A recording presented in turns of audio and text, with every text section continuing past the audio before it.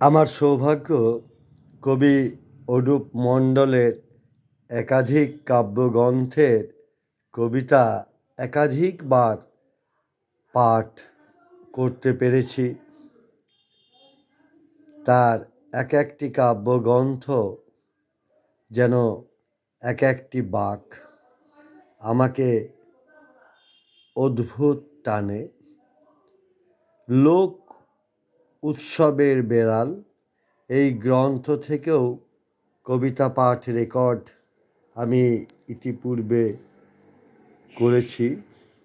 আজ সকাল থেকেই বইটি পড়ছিলাম, মনে হলো আপনাদের কাছেও এর কয়েকটি কবিতা পৌঁছে দিই।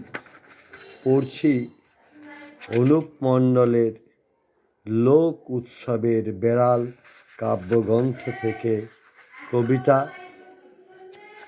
পড়ছি।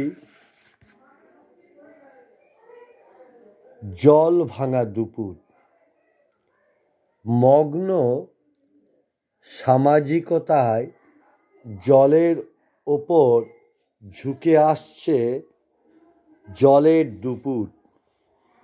জন্মদিনে আমি কোথাও ঈশ্বরকে খুঁজে পাইনি, তবু কোনো না কোনো এক ছুতোয় গাছের গায়ে ঠেস দেওয়া লাল রঙের অচেনা সাইকেলকে সারাদিন আমি অঝোর ধারায় ভিজতে দেখি। মুঠোর মধ্যে গুঁজে দেওয়া টাকার কন্ডম না কিনে 3 টাকায় দুটো সিগারেট ফুঁকতে ফুঁকতে কতবার আমি নিরুদ্দেশ হয়ে গেছি। হরেন ঠাকুরদার মেয়ে বুলি পিসি বলতো, মানুষের মরে যাওয়া আর নিরুদ্দেশ হয়ে যাওয়ার পেছনে নাকি ঈশ্বরের হাত নেই, বরং মরা জ্যোৎস্নার মায়া আছে কিছুটা। পড়ছি অনুপ মণ্ডলের কবিতা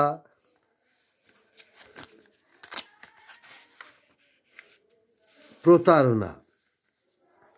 আসলে সঙ্গমের মধ্যেই ছিল পারস্পরিক প্রতারণা। মুখ না ধুয়েই আচমন আমাদের দাঁতের গেরস্থালি থেকে নৈবেক্তিক কুয়াশায় ভিড় বাড়ছে ক্রমশ। জুতোর মিস্ত্রিরা জুতোর মাপ নিয়ে ফিরে গেছে। অদূরে পাহাড়টা আজও অসহায়, মাঝে মাঝে গর্জন করে ওঠে। ভোরের আলো ফুটতে না ফুটতেই দেখি সিঁড়িতে ধাক্কা মারছে একটা অবৈতনিক আলো।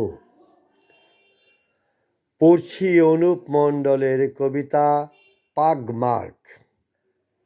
যে কটা গাছ এখনো ছড়িয়ে ছিটিয়ে তারা স্বপ্ন দেখছে গড়ে উঠবে বনাঞ্চল। বাঘেরাও স্বপ্ন দেখতে শুরু করেছে, মাঝে মধ্যে এসে ঘুরে যায়, ঘাড় উঁচু করে দেখে বড় রাস্তার মোড়ে বিশাল হোর্ডিং, বেহালাবাদক এক মহিলার ছবি পায়ের কাছে পাপোশে বসে হাই তুলছে একটা বাঘ। মেঝেই মার্বেলের ওপর প্রত্যেকটা পাগমার্ককে সদ্য পলি ললিত কলার বস্তু তান্ত্রিকতা।